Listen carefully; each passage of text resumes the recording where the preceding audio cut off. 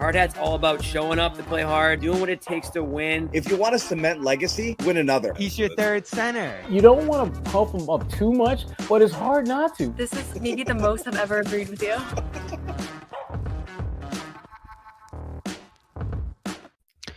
Hey, Boy Manning here. Chris Gasper alongside for a Thursday edition of the Garden Report. Had a game 6. We got a game 6, Chris. The season continues. The series continues here, and there's a lot going on. That was a crazy night over at TD Garden between the Tatum stuff, the game itself, and of course now a turnaround to New York to try to keep this thing going.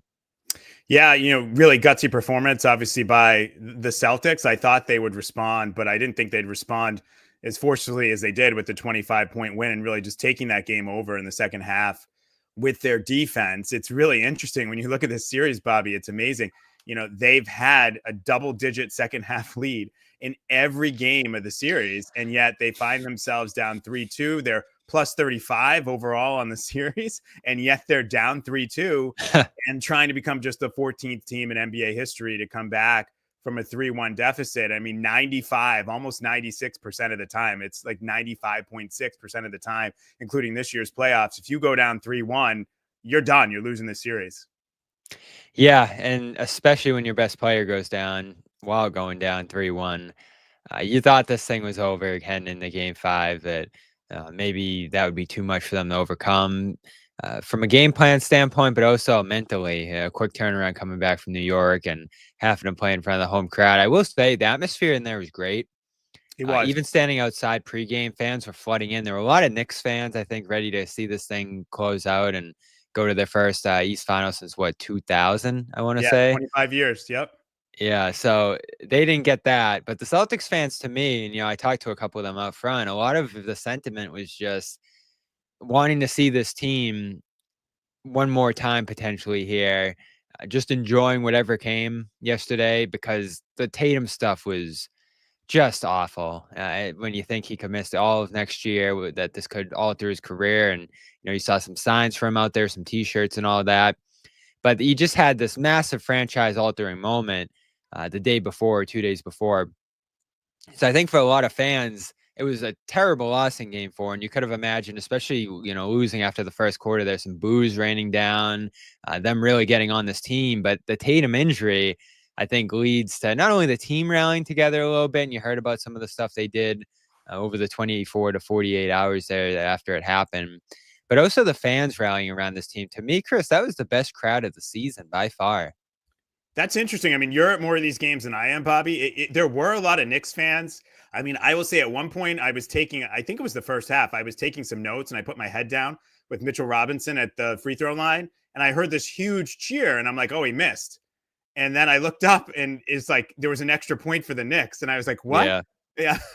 So it was, but the Celtics fans, I think, certainly did turn out. You couldn't blame them if they didn't. And you're absolutely right about the Tatum injury. I mean, I've been saying this, and I talked to someone, with the Celtics about it, and they were saying, as long as you put it in the proper context, it's not hyperbole. And so, look, this is not a life-threatening situation for Tatum, but in Celtics history, I put that injury up there with occurrences like Len Bias and getting robbed of watching him play on a Celtics team that was a championship contender in the 80s, and adding him in 87. What would have happened then with the Celtics? And Reggie Lewis, so again, within reason. Obviously, in those cases, you had basketball players that lost their lives. That's not the case for Jayson Tatum. He will be back. But you do feel similar to those cases that maybe an era of Celtics basketball and an era of Celtics success has taken a huge hit and gotten cut short. Yeah, and that's the grimace outlook on this potentially, especially if the Celtics do go on to lose this series, and all the stats you mentioned that they still face here to overcome this thing, along with the fact that they have to do it without Tatum, do it without Porzingis potentially here as well, and we'll get to that in a little bit. It still doesn't look great for them right now, as good as that win was last night. But the timing of this thing, and there's never a good time for this to happen, but the fact that it happens in the middle of a playoff run and ahead of next season, where he's probably going to miss, I guess his dad said 8 to 9 months here they're expecting. That's This is aggressive gonna. too, by the way. I mean, that's as someone who's covered Achilles, particularly in the NFL, where guys can come back a little faster. 8 or 9 months is aggressive. I'm not saying it's impossible, but that's a very aggressive timeline.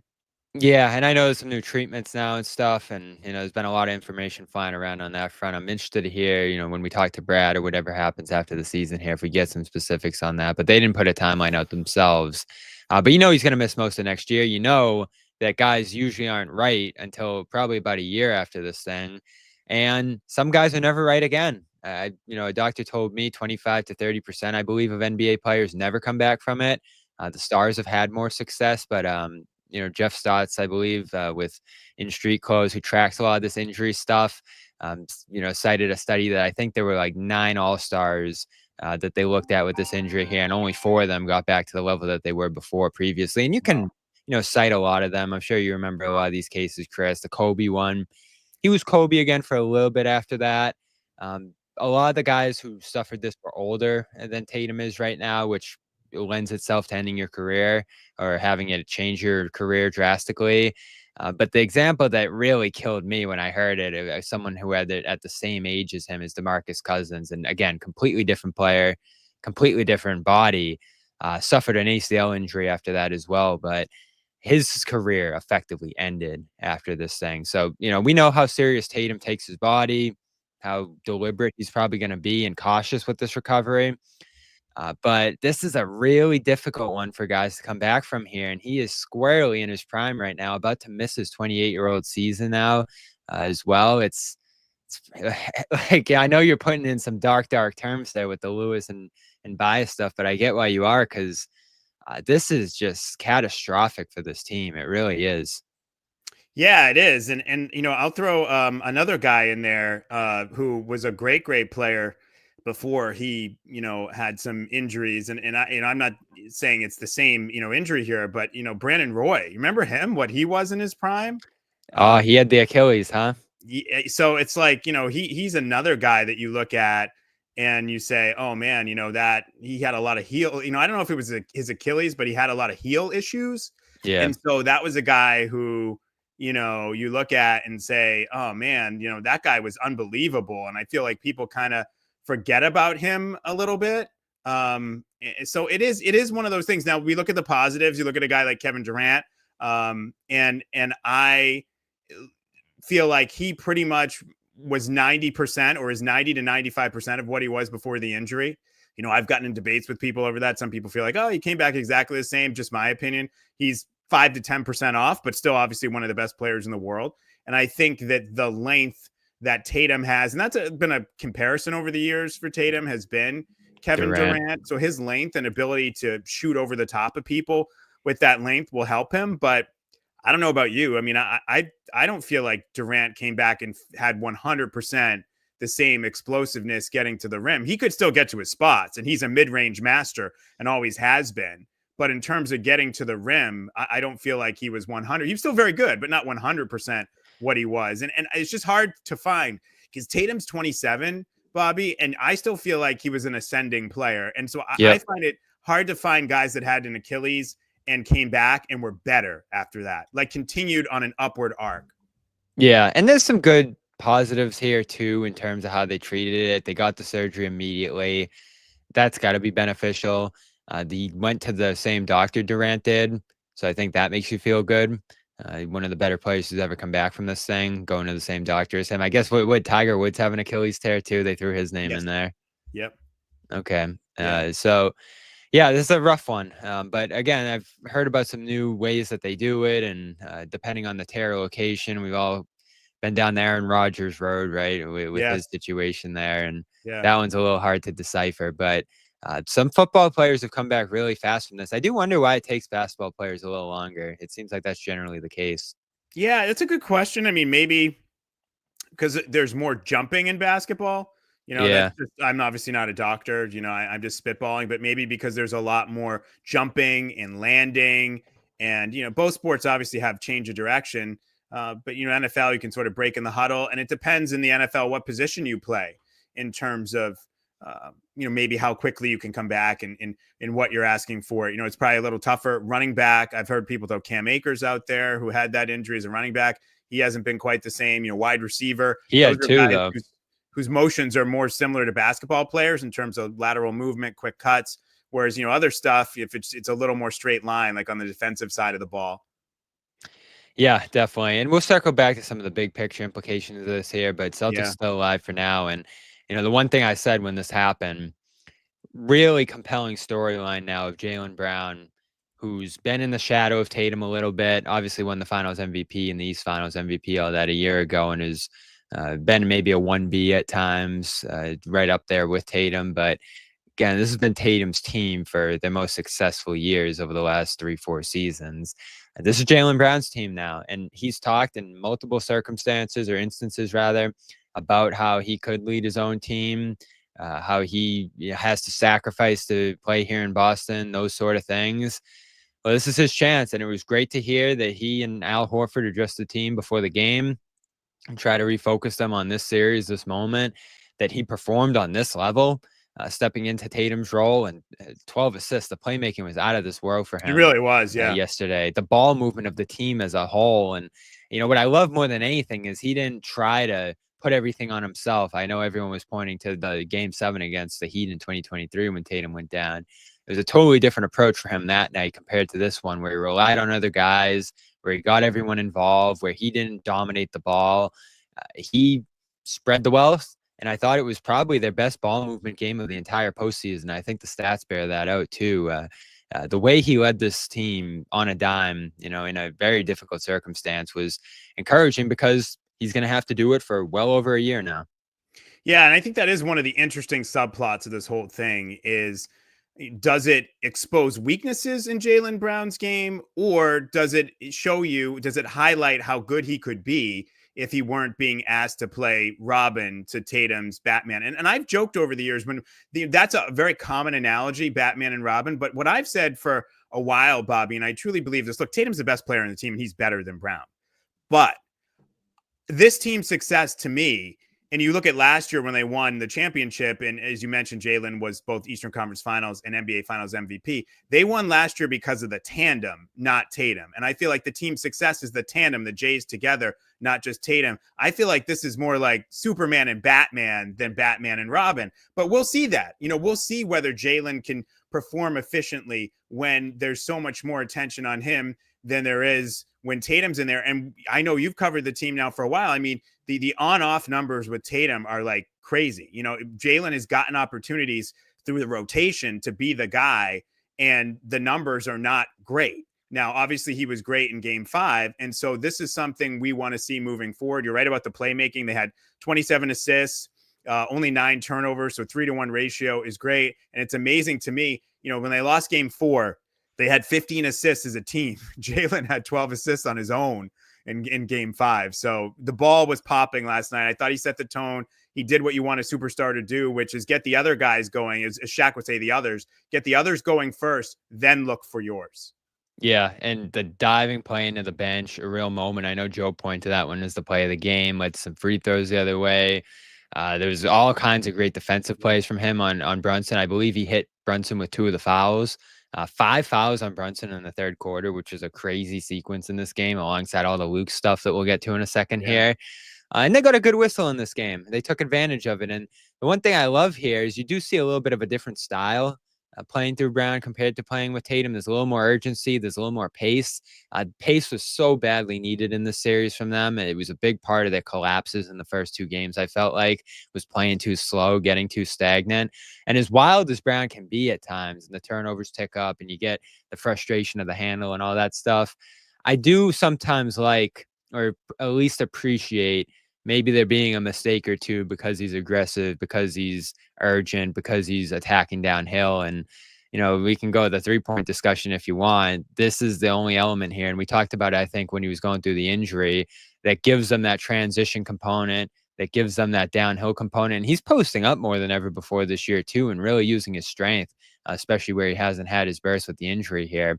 The problem is, as we know, he's still dealing with an injury here. And how does he look on any given night, especially after one night rest here, after carrying a heavy load in this game? Maybe it looks a little different in Game 6. This team's really beat up right now, but again, huge credit to what he did in this moment. Yeah, and I mean, we didn't talk enough, and we're just talking about it now. But I mean, we'd be remiss if we didn't talk about he did all that he did on the offensive end in terms of conducting the offense, and took on the challenge of guarding Brunson, and I thought did a really Mhm. good job on Brunson. Gave a little more physicality, a little more length in Brunson's face, and Derek White's a fabulous defender, no question about it. But I mean, Brunson torched him in Game 4. In that game 4, oh, it was bad. Yeah, it was bad. And so Jaylen not only took on, you think of it this way, he sort of took on 3 mantles in that game. The mantle of leadership in terms of, hey, let's make sure guys don't have their heads down and working with Al to inspire the team. The mantle of running the offense running through him, and then the mantle of taking on the opposing team's best player, taking on that challenge of guarding him. I mean, that's really a lot. And that's when I look at it sometimes and feel like, Jayson overshadows Jaylen, not Jayson's fault, but people don't sort of fully appreciate Jaylen because of how good Jayson is. And it's kind of ironic because going into the playoffs, I was concerned about Jaylen's injury, and I was looking at it and thinking, man, I don't know how much he's going to be able to play. But you know what? The silver lining is this is an opportunity for Tatum to sort of buttress his legacy because Jaylen's not really going to be able to help him. And now it's kind of the other way around, where it's like in the games that Tatum hasn't played, the Orlando game, Jaylen Brown had 36. He almost had a triple-double in this game. They've won both of those games. They're 10-3 overall this year without Tatum, which I'm not saying, they're better off without Tatum. They're clearly not. That's an interesting number, probably a statistical anomaly, but it's really been Jaylen who's had the opportunity to buttress his reputation, his legacy due to an injury, when I was thinking it was kind of going to be the other way around. I was like, this is going to be the year like Tatum just balls out in the playoffs, and he was against Orlando. And I'm like, this is going to be the year Tatum wins finals MVP.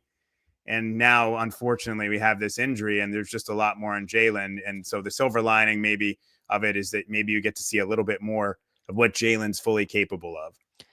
Yeah, for sure. You thought you might have to go to a different team to do that down the line, maybe those guys break up and you get the look at what Brown would do as the number 1, but now you're going to get it here next season, for better or for worse. And we'll get into that big picture stuff because, again, feels like this series to me is still a long shot for the Celtics to win here. But a couple guys give you some hope here, and the big one's Luke Kornet, who I think probably has to start now.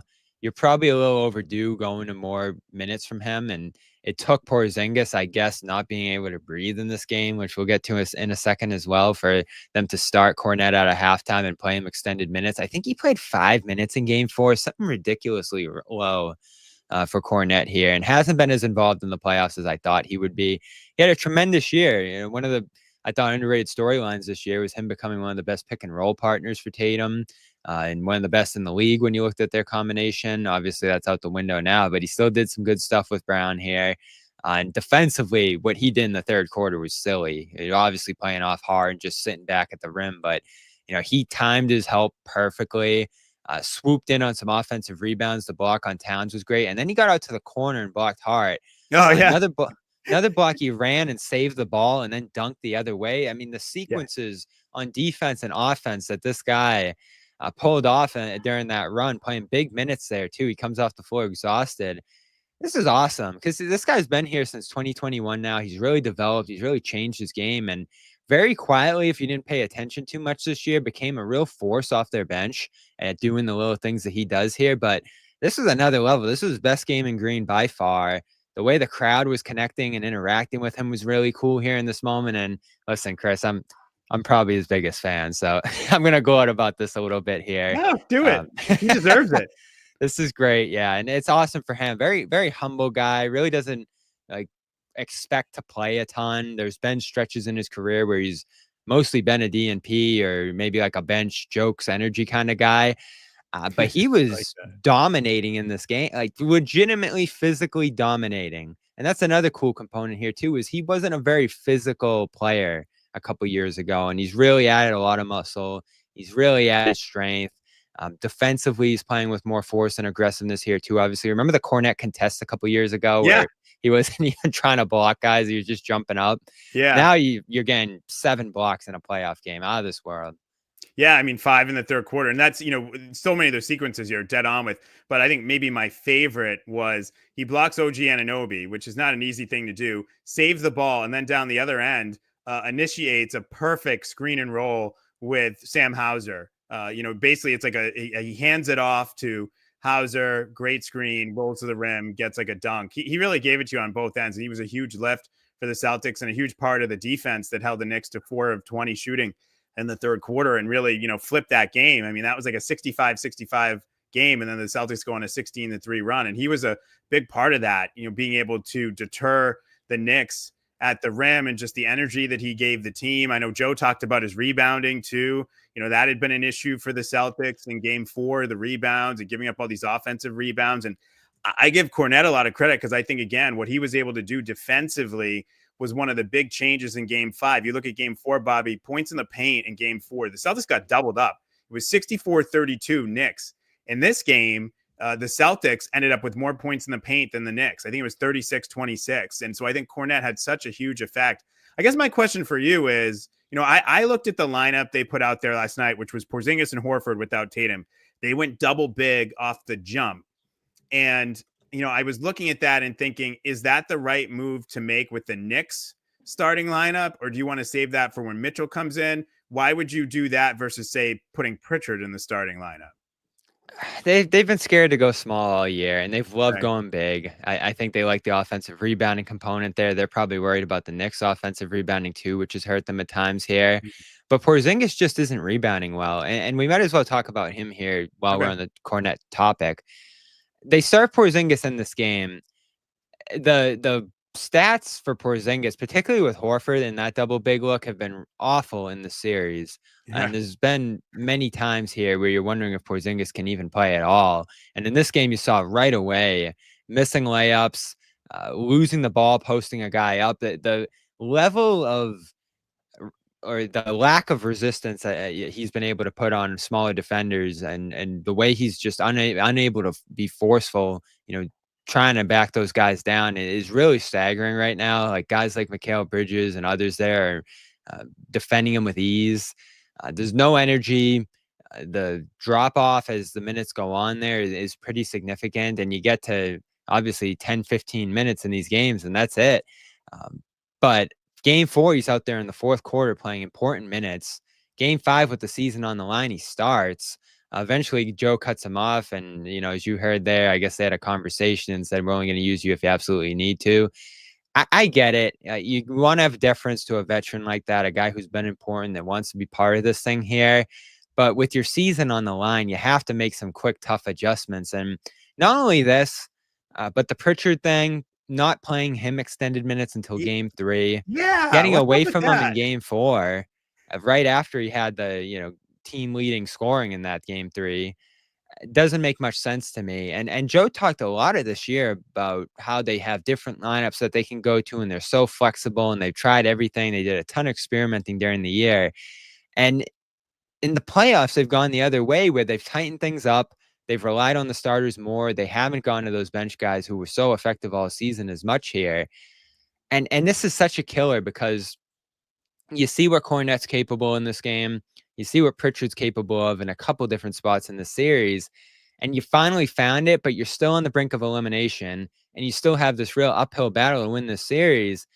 This has been a rough series for Joe. Obviously, his roughest since 2023. I don't think he's managed the roster well. I don't think the game plans have been great. Obviously, managing the leads in this series.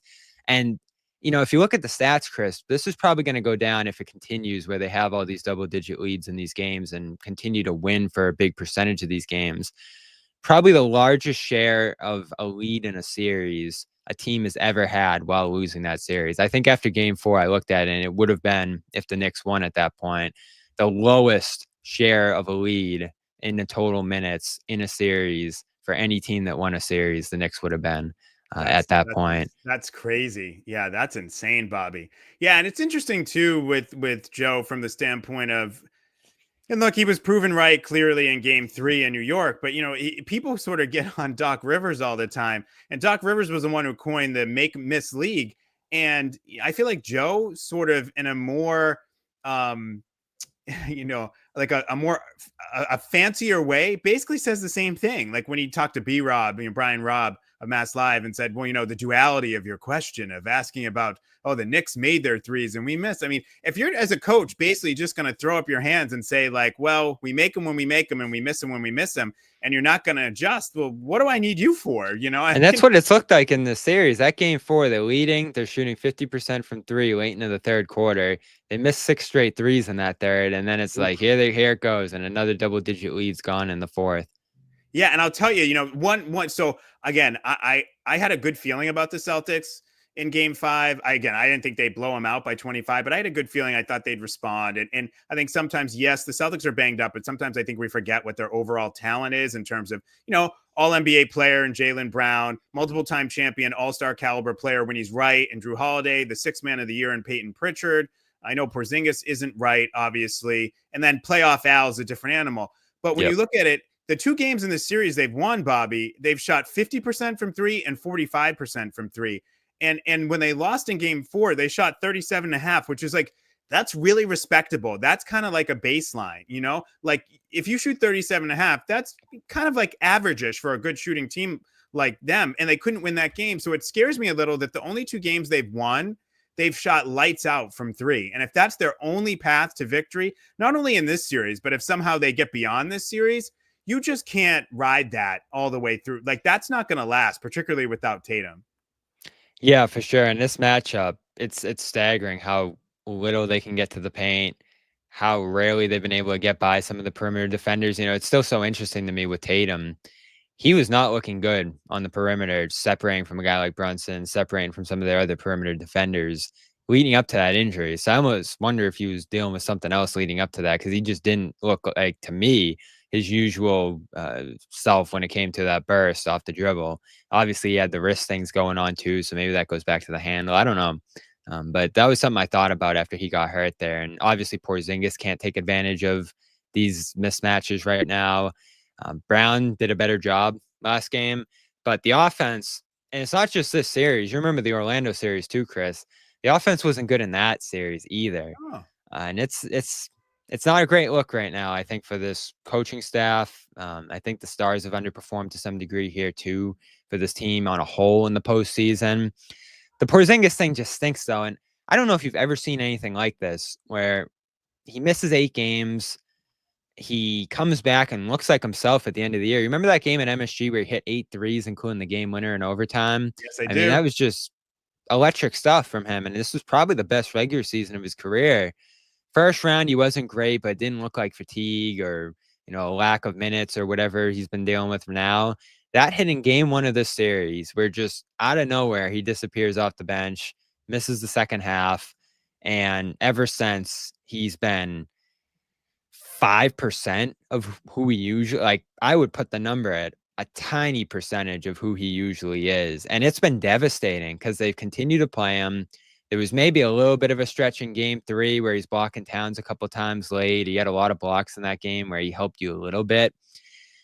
But it's just felt more disruptive than anything, trying to force his involvement rather than going in a different direction, because this guy right now, for whatever reason, and there, who knows, might be some scarier reasons behind it here, that cannot help them right now. And it's such a bummer too, and we'll get to the big picture thing in a moment, because it does feel like this will be the last memory of him here in green, not the big moment where he's cutting his head open and the crowd's going crazy in game 2 against Orlando, and not the moment where he's coming back against the Mavericks and hitting every shot, which endeared him to this fan base. As much time as he missed, this fan base fell in love with him and his personality and all that. It's been a lot of frustration among the fans over how this postseason has gone here. And I think a lot of it's gone too far, because something's clearly wrong with him here. I don't think this is him being soft or him not pushing through. He's trying and just can't. And I think Joe has to make the call right now. Unfortunately, he did last game. Yeah, no, he did. I mean, he didn't play in the second half, and it's just given the spot that they're in. And you talked about the rotations getting tighter and not having a lot of depth. And we know Al Horford's age, and Luke was great in game 5, but can you ask him to play heavy minutes and produce the same way again? And we know the NBA axiom about role players. They'll have a game like Luke had at home, but it's harder to That's have that what game scares me on the road. So I almost feel like Joe kind of has to go back to the KP well based on what Really? KP's telling him today, what he tells him tomorrow at the shoot around. Look, if KP's telling him, I don't feel any better than I felt in game 5, then you say no way. But if KP's telling him, I feel better, Joe, I feel closer to game 4, I think you got to give him a shot. I do. I really feel that way. I think you got to give him a shot early on. And it's a quick hook.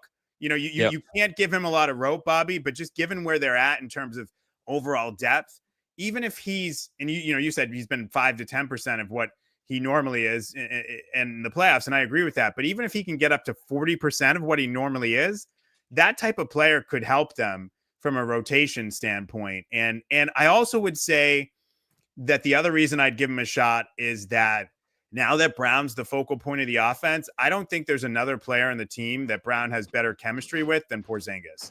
And I think Porzingis can bring stuff out of Brown's game that we didn't really see before KP got here. So again, if there's any chance he can give you anything based on, again, how he feels. I mean, if he's telling you he still can't breathe and it's exactly the same as game 5, I'm with you. Don't even try it. But if he tells you he feels better and you see him in shoot around and he looks a little better, I would roll the dice. I might not start him, but I would roll the dice and say, like, let's see if you can give us anything. Yeah, and that's what they did last game. They got off to a rough start. He got off to a rough start, and I just don't know if you can afford that on the road where they're going to get going nuts in there at MSG and things will start to pile up a little bit, and it'll be tougher to turn things around, especially for some of those role guys coming off the bench. The other question you have is, will those role guys be as effective going against the Knicks starters, especially Pritchard? And I felt like Pritchard should have started too last game, just based on what he's been giving them in this series and trying to maximize those guys' lineup time together. They got to that look eventually. It was White, Holiday, and Pritchard playing together. I believe they put up 150 offensive rating, and that's not a look they've gone to this year. Yeah, it was incredibly effective yesterday, and they haven't played those guys together. And another ball handler, which I think helps. It helps White when he's out there, helps JB when he's out there. I know they maybe have some defensive concerns, but he gives you the effort, and he is a pest on defense. His size is never going to change, but yeah, he's been great defensively this postseason. I feel like he's held up in just about every game. Agreed. Meanwhile, Horford, Porzingis -15, 101 offensive rating, 116 defensive rating in this series. It just not getting the job done.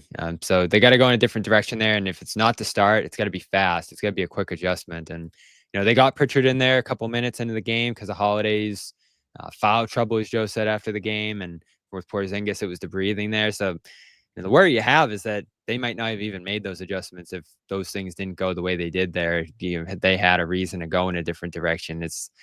It's frustrating right now. I'm a Joe proponent. I think he's done a lot of great things over the recent years. I've just been shocked how Tibbs has outcoached him here in this series and how he's been slow to react to in-game swings and developments on his roster and needing to go in a different direction here, showing some flexibility. And he has a chance to turn it around here, but it's interesting, Chris. Like we talked about it, a lot of heat came off them because of the Tatum injury.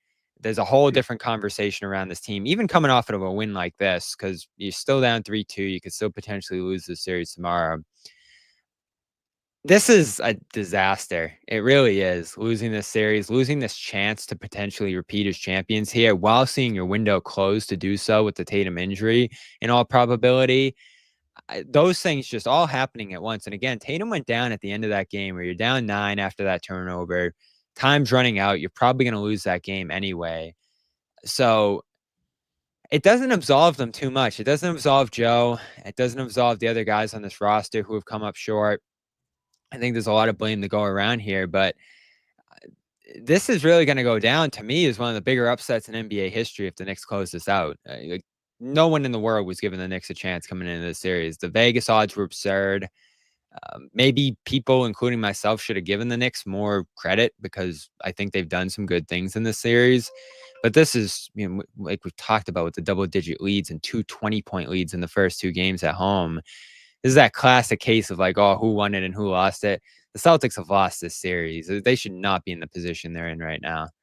Yeah, I agree with you on that. And to your point about, when Tatum's injury struck, I think there will be some revisionist history if the Celtics lose this series. People will try and make it like Game 7 Miami in 2023. And it's like, no, they were going to lose anyway. The win probability for the Knicks when OG Anunoby stole the ball was 95%.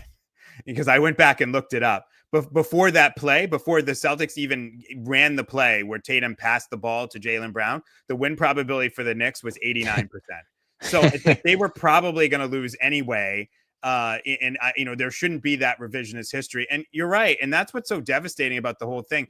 Tatum's injury, it would be one thing if we would still be having a lot of the same discussions about the window closing and you being in a situation where you squandered a golden opportunity, even if Tatum didn't tear his Achilles, because you don't know what the roster is going to look like next year. And if you bow out in the second round to a Knicks team that was 0-10 during the regular season against the three best teams in the league, record-wise, Oklahoma City, Cleveland, and the Celtics, absolutely. I mean, that would be a huge upset. I mean, I was saying this series was going to go 6 and the Celtics were going to win. And people were saying, you're giving the Knicks too much credit. They're going to sweep them. It's going to be over in 5. So you're absolutely right on the upset part of this.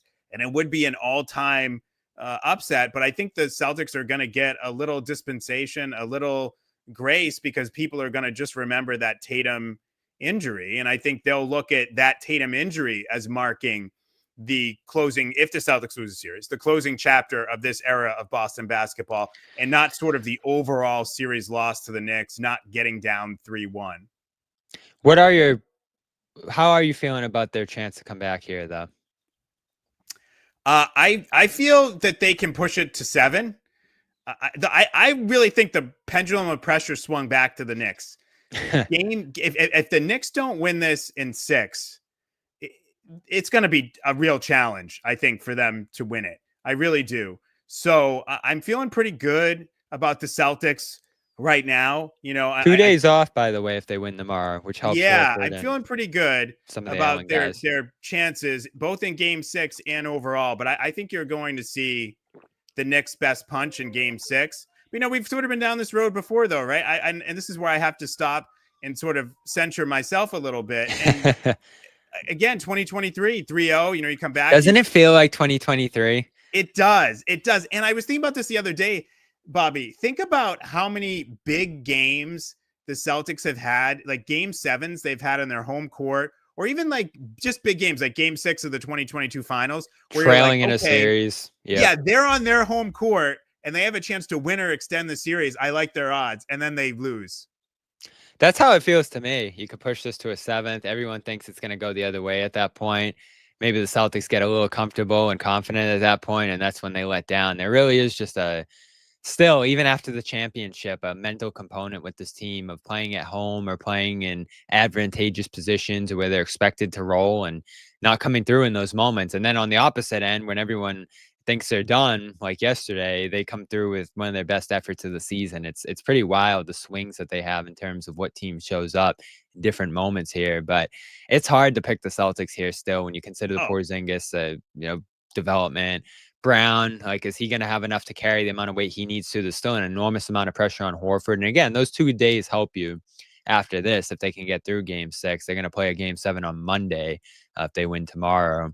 So that's something working in their favor. You would think the home court would work in their favor. There'll be Knicks fans there, as you mentioned, with the crowd and all that. It's been a little split. But that's going to be a monster atmosphere there tomorrow in MSG. And maybe there'll be some tense fans there. I think you'll definitely feel a little bit of tension in that building. Like the Game 4 was explosive. The Game 3 was big expectations that faded fast because they went down so quickly and in big fashion, 20, 30 points. This one's going to be more of that tense crowd, and that could help the Celtics out a little bit there. I'm torn. I could see anything happening here. I thought the series was going to be a sweep, Chris. I can't even lay a finger on. So you were in the sweep camp. I was saying Celtics in 6. I was like, the Knicks are a little different with Mitchell Robinson. I didn't think, and they have been, but I thought the Knicks were a little different with Mitchell Robinson, and you'd get more pushback. But I certainly didn't expect this. One thing that is interesting, though, that Knicks crowd at MSG. I mean, you're talking about a hex star-crossed franchise, as you mentioned, haven't been to the Eastern Conference Finals in 25 years.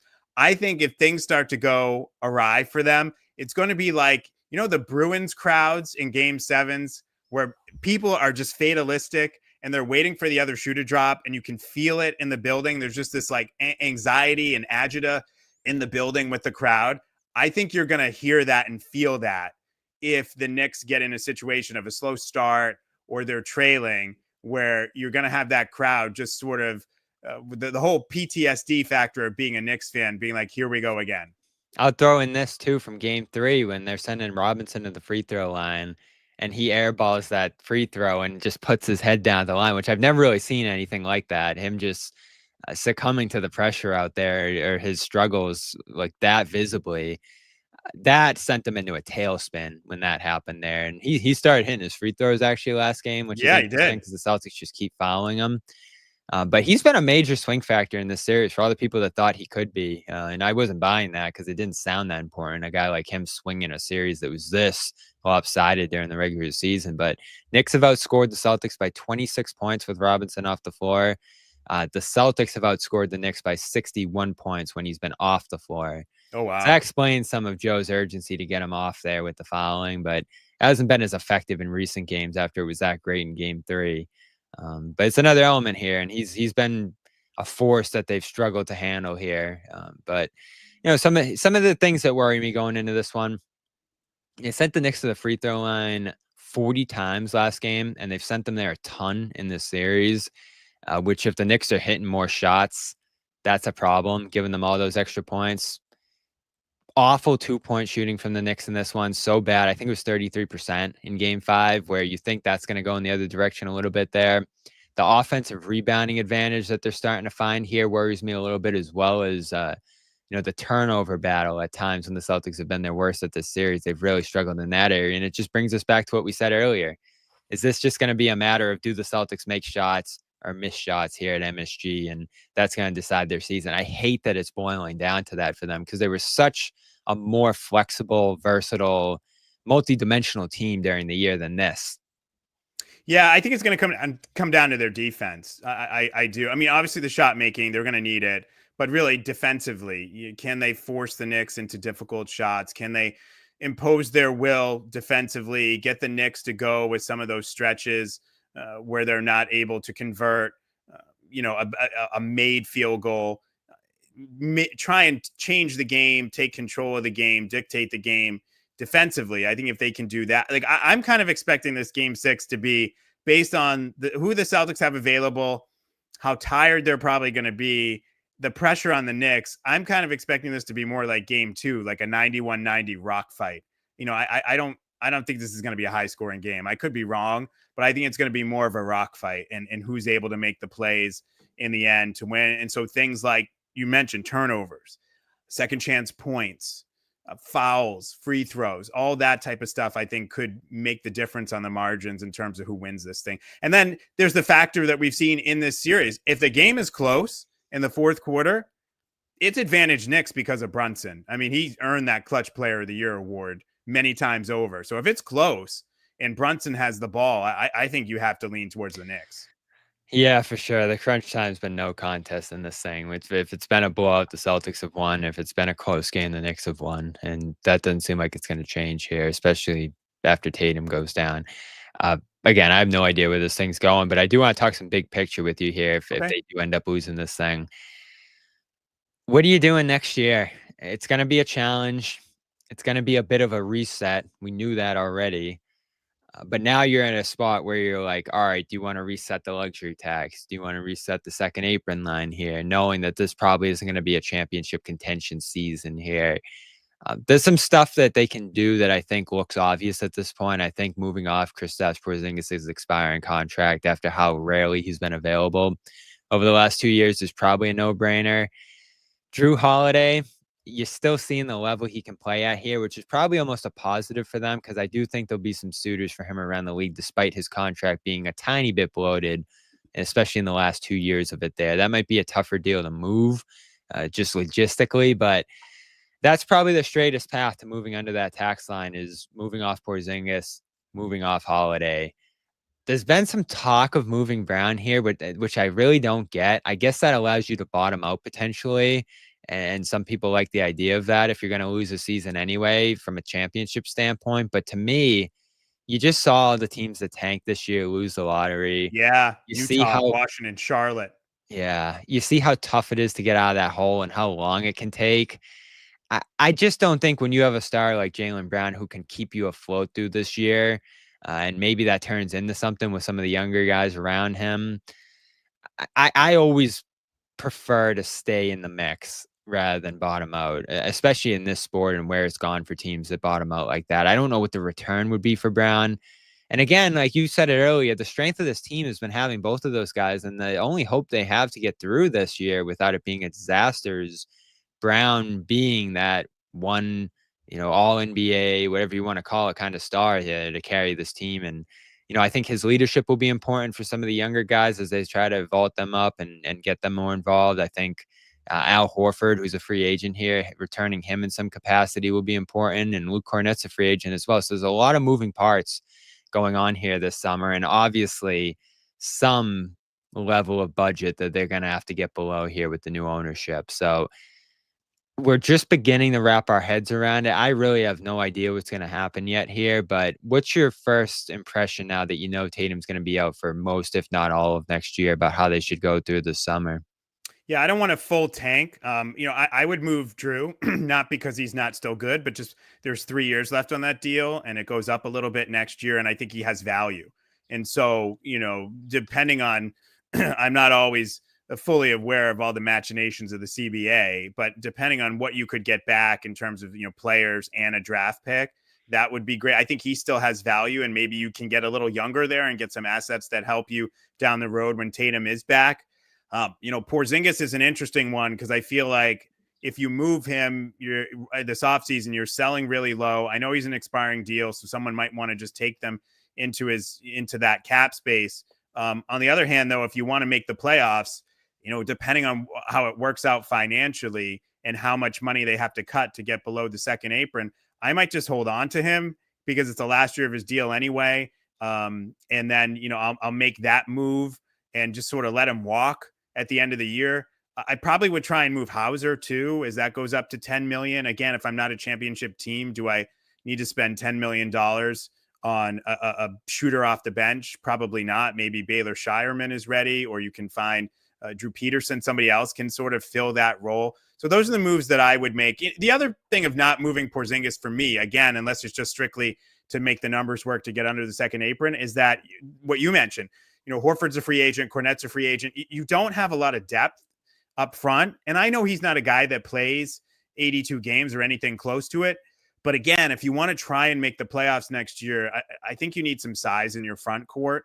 And so I would try and hold on to him. Hope you can figure out what his medical situation is. You rehabilitate him. And you know what? If you get halfway through the year and he's having a great year, then maybe you trade him to somebody as a rental. I just don't love the idea of offloading him now and selling so low when you're so uncertain and unsettled in the front court. Well, that is a good point because the second apron penalties, the tax penalties, those hit you at the end of the year. So there's not necessarily an incentive to get below those lines over the summer. Like you could go into the year with a guy like Porzingis, see how it goes, see how competitive you are. And then if it's not looking good midway through, move off that money at the deadline. It's a little easier or it's a little more difficult to move off money midseason because no one has cap space and all that, of course. But there's ways to do it. There's ways around all this stuff here, especially if you do move off one of your bigger deals at the start of the summer. But I don't know, the Brown thing, it's going to be a discussion, right? Because you're trying to figure out ways to reset right now. Maybe he's the guy with the most value potentially going out the door to bring in significant prospects, significant picks, maybe even one of the top picks in this year's draft. If there's a guy that you really like up there from a team like San Antonio or, whoever's up there at the top of the draft right now, I'm willing to consider anything. And I think they should just because of how difficult of a spot they're in right now.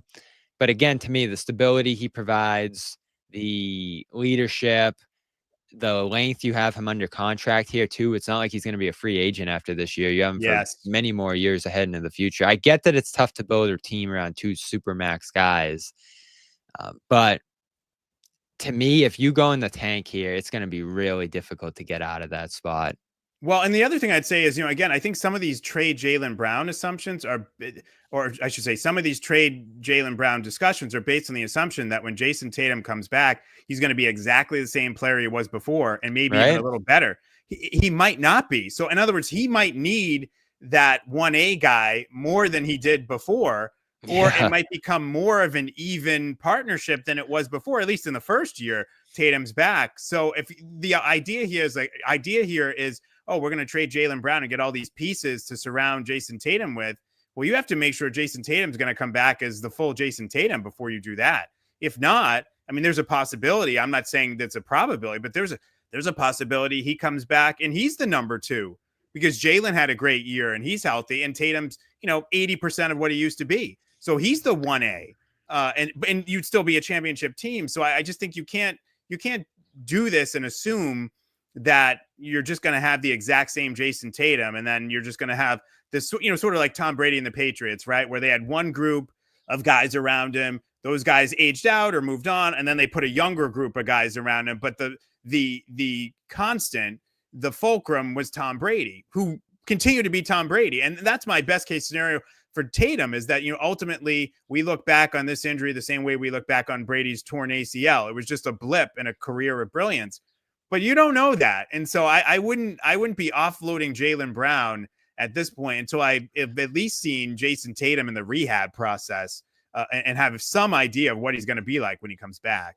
For sure. Yeah, you need that franchise stability, and he provides that right now. You're so fortunate to have a second star in this spot, because for a lot of teams, if you lost a guy at Tatum status, you do not have anything left to compete, and no hope of winning a game like yesterday's or even having a season next year. But when you look at the East, Chris, I mean, who you really scared of next year surpassing you? I'd say you're above half the teams that are still in rebuild mode to some degree. The Bucks might move on from Giannis. Detroit and Orlando are ascending a little bit here, but some other teams are probably going to go downward, and Philadelphia's got the whole Embiid question mark. The East is not in a good place still. So to me, there's no real concern about missing the playoffs next year. Maybe you end up in a play-in scenario at the worst, but I think they could be the 5th or 6th seed at the very least, and maybe even better than that, depending on what kind of moves or what kind of roster changes have to happen this summer. But the big killer is losing Tatum, on top of losing a Holiday, on top of losing maybe a Porzingis or something like that here too. And there's some uncertainty with Horford. It feels like he's laying the groundwork of trying to actually negotiate some money out of them. Based on some of the reporting it looks like here that's popped up over the last month or so. And Kornet, based on what he's done this year, like, I know there's some hope that they could keep him around there, but a guy like him, not many teams have backup centers around the league. So someone might use some mid-level space, might get a little more aggressive there to get a backup like him in the door. You hope he wants to stay, because that's obviously what he did last summer, is just took the minimum to keep playing with this team. But there are going to be a lot of changes this summer, and you hope that they can hang on a little longer here and show some competitiveness and prove that this group should by and large return to stay competitive here and have a good framework for a team. But it looks like this thing's gonna end soon here, and you just gotta brace for some difficult moves this summer. And man, it's crazy how quickly things can change. I said it to someone the other day on the lottery night. Who would have guessed that day that you could argue Dallas would be in a better place by the end of the night than this Boston team that day? Wow. I never thought of it like that. Wow. I didn't think of it like that, but that's crazy. I mean, the whims, the vicissitudes of the NBA, you just, you don't know. Just to go back to because I think, you're dialed in on this stuff. How much money do they have to slough off to get below the second apron for next year? Because I think, that's a factor too. In other words, when you look at it, are you better off making sure you get under the second apron? And let's say you could bring back Horford and Kornet if you get rid of Porzingis and Holiday. That's sort of my thinking right now. And again, I haven't really wrapped my head around all the different, ways that this is going to happen. They're obviously going to have to take some money back in some of these trades too, yes. Right? You're not just offloading this money. Yes. So when I think about it, you have, let's say, 12 players under contract next year. You're 22 over the tax, which is a problem too, because their tax bill is just massive. And you're 4 over the second apron. So getting under the second apron won't be difficult. Getting under that tax line is probably going to be a little more painful. And you reset your repeater tax rating and all that stuff at this point. There's a lot of stuff you can benefit from by cutting the cost for next year, along with opening the door for a Shireman. I think Pritchard should start next year. See what you have there, especially with this contract he's on and all that too. Like, does that become an Isaiah Thomas situation if you just give him more opportunity and more shots and all that? Like, I'd like to see that. I wouldn't even mind Kornet starting next year if you bring him and Horford back to ease the load off Horford, because obviously he can't play the whole regular season at that point. I like some of the things we saw from Cade earlier this season, but they got to hit on some draft picks too. I mean, I know it's not easy, but they're going to have 28 and 32. I mean, you would like to get something out of there. I wonder if you can package those up and move up and try to get more of a bona fide guy that you can actually really try to work around and develop next year. Because, some of the younger guys they have right now, I know Shyman was in the G League for a lot of the year. Walsh hasn't shown too much at all. Davison, I don't know how much hope there is there for, like, they don't have blue chip prospects who are going to turn into real hardened rotation players. Like, these are guys on the edge of an NBA roster. So I almost wonder if you're flipping out a lot of these guys, trying to bring in some, younger cast-offs that you liked. Remember, they brought in Jaden Springer, who they liked in that draft, and tried him out. Didn't really work. Stuff like that, I think you're going to have to look into. And again, there's going to be some guys lower on this roster who, Torrey Craig's not going to be back. Xavier Tillman, I wonder how much is left in his career after how limited he became with injuries and stuff this year. That was a kind of a bummer the way that addition went. So there's going to be, it's crazy. They ran this whole team back. Maybe half the team's back next year. Wow, at most. It's crazy. Wow. Yeah. So, and it happened fast. We're talking championship a week ago, and now I'll call it reset. I don't think this is a rebuild. I think this is a reset next year, which, depending on how much you like the sport, depending on how much you like watching young guys, that sort of thing, low expectations. Some of the more fun seasons they've had over the last decade or so here, the Isaiah year where they go to the East Finals, the year Hayward went down and they went to the East Finals and almost made the finals. Those were some of the more enjoyable watching experiences to me. And, as great as the championship contention years were these last 2-3 years, there's a lot of pressure. There is a lot of tension and just disappointment, when they lose and that sort of thing. Like they can't win unless they win everything during those years. Next year, there'll be an ability for them to surprise people a little bit more. And I think endear themselves to fans, despite how frustrating of a moment and spot they're in right now. Yeah, and maybe it'll give Joe a chance to show what he can do in terms of developing some young guys. Again, if you move Holiday out and you get some younger pieces back, maybe that shows Joe's ability. Because, people forget, that was basically what Joe's job was, with Tatum, helping as a development coach, like a skills coach.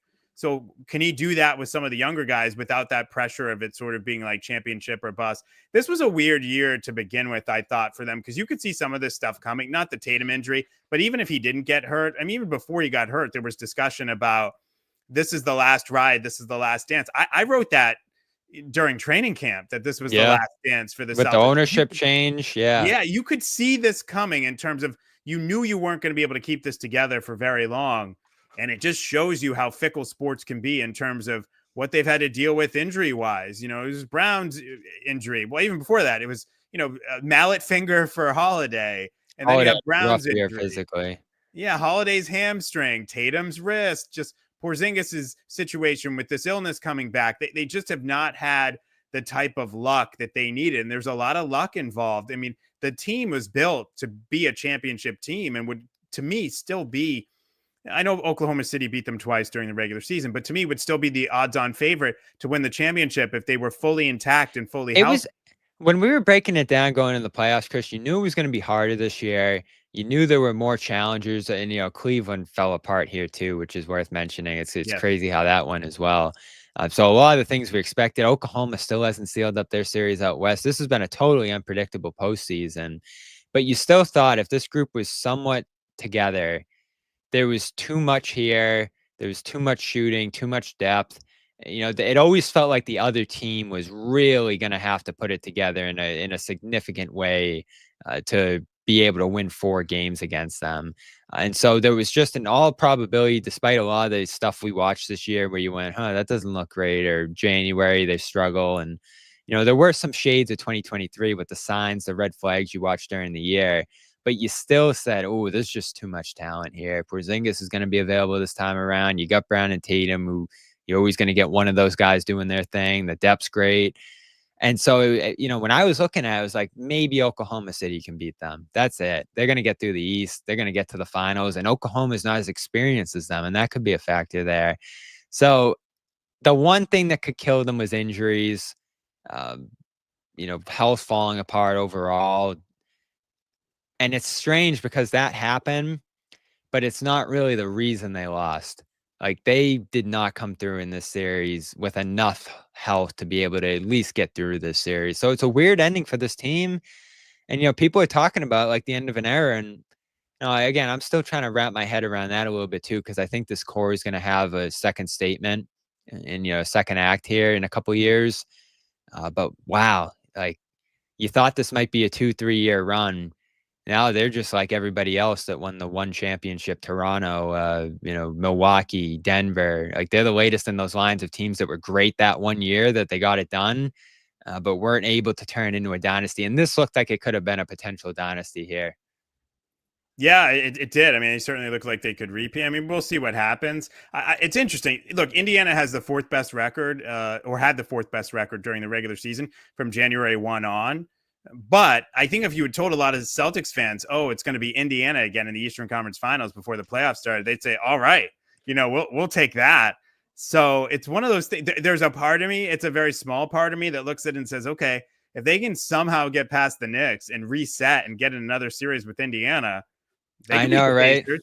I shouldn't talk about like it's over, but it feels like it's over. Maybe I'm wrong because I was wrong about this series. Maybe I'll be wrong about this too. But yeah, tomorrow's the night, right? You win that one. It's a toss-up in a Game 7, and you're at home. And who knows? The Knicks could get banged up for down the stretch of the series here too. Brunson's in foul trouble. Towns is in foul trouble every night. You do have to say in a series where you say they're up 35 in the net score. Plus 35 overall. Yeah. You would think that it would at least go down to the wire with an advantage that big in the scoring. Because again, they've been up double digits in every game. You don't go into any single game saying, oh man, how are they going to win this one? Because they've been up by double digits in every game. So that'll probably be the case in this one. It just, can you close it out? And then that would probably be the case in a Game 7.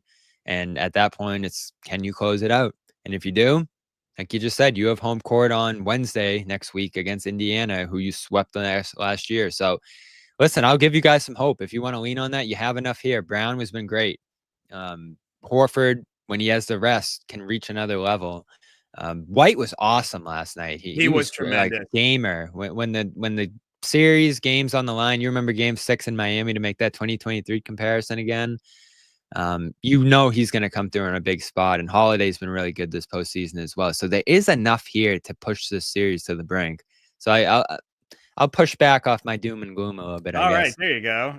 No, seriously, I mean, I do think, look, it's tough. Coming back from 3-1 is really difficult, even if you have a full complement of players. So I get where you're coming from, but I do think in the haze of the Tatum injury and the rightful discussion about breaking up the team, which I think was going to happen one way or the other, Tatum injury or no Tatum injury, I think just sometimes we kind of forget, like I said, and what you just said, just how much talent is still on the team. Even without Tatum and obviously this Porzingis situation. I mean, they're not what they should be because of those situations, but they're still, like, I don't watch them against the Knicks without Tatum and without Porzingis and think, oh my God, they're totally overmatched. They're not overmatched at all. Talent wise, yeah. In fact, they might still have the best player in the series on the whole. If you look at how Brunson's played through the whole in the series versus Brown, it's been close.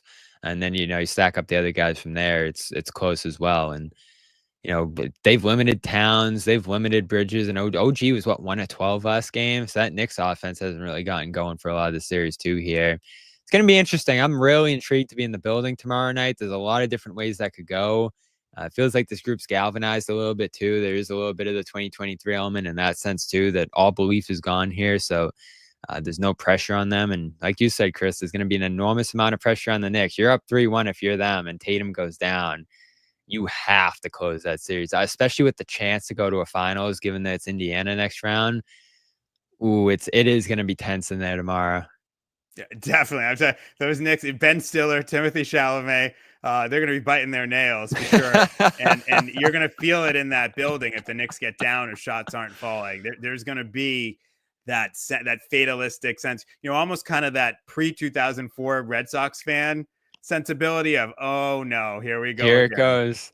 They're going to let us down again. I'm telling you, you're going to feel it. All they've ever done. I can't even imagine an NBA Finals game at MSG right now this year. Like it looks like there could be, because they've just been awful. They've just been letdowns at every turn. And this team's cool. I like this team. I There's like some him good too. personalities on there. Tibbs, like I'm sure you love seeing Tibbs after the Yeah. Celtics years and stuff. Yeah, there's a lot to like there. And they were all class after the Tatum thing. I love the way they handled that situation. And then just gave their well wishes and all that. I thought Towns said some good stuff after that game. But man, what a week. Tatum goes down for potentially a year here. All the way through next season with the Achilles surgery. Celtics go down 3-1 in this series, but get a great win last night to keep this thing going into New York tomorrow. 8 o'clock tip-off. We'll be there. Heading down tomorrow to go cover this thing. And it's going to be a late night out there, whichever way it goes. Could be some exit interviews. Could be looking ahead to a Game 7 on Monday. So this is the fun time of year, Chris. It was great to see you yesterday. We had a nice long locker room wait. Yeah. For everybody to talk. Yes, Someone we said it. did. I loved it. They were like, they're honoring Tatum. Yeah, that wasn't great for my deadline, but yeah, I got to catch up with a lot of my Celtics beat reporter friends. So that part of it was good, but I could have used a little more writing time. Yeah. But, hey, yeah. that's the way it goes. Always great seeing you, Chris. Always great talking to you here on the Garden Report. Everybody check out all our content, which is just overflowing right now here on all the channels. Subscribe to Celtics All Access for coverage from these games, inside looks at the press conferences and what's going on in the arena and all that. CLNS Media for all those press conferences after these games. You can check out some of our great podcasts. Sherrod and his Big Three podcast with Chris's colleague Gary Washburn, Kwani Lunis on there as well. You got Boston with Noah, our Garden Report podcast here as well. Subscribe to all that and more for all our content here. We'll go live if there's ever any news, so make sure to hit the bell for notifications. And that's it for us here today. Thanks for Chris. Thanks again to Chris. There was a lot to talk about here today, and I think we covered all that ground here, man. Appreciate you. Yeah, thanks for having me on, Bobby. Always good to chop it up with you. All right, and we will be live after the game tomorrow. We'll have shoot-around coverage as well in the morning. So, again, stay tuned for all that from New York City tomorrow. Madison Square Garden, Game 6, Celtics Knicks coming up on a Friday night. It's going to be crazy out there. We'll talk to you then. No one's sneaking a vegan brownie by me, I'll tell you that. Okay, you know what, John? We're going to do it. You have to feel that way too, Bobby. I have to Same, feel that same way. to you. Let's slide Al over and make Luke your first center. Bobby, we gave you Luke hour early. We're not going to end this on a damn conversation about Luke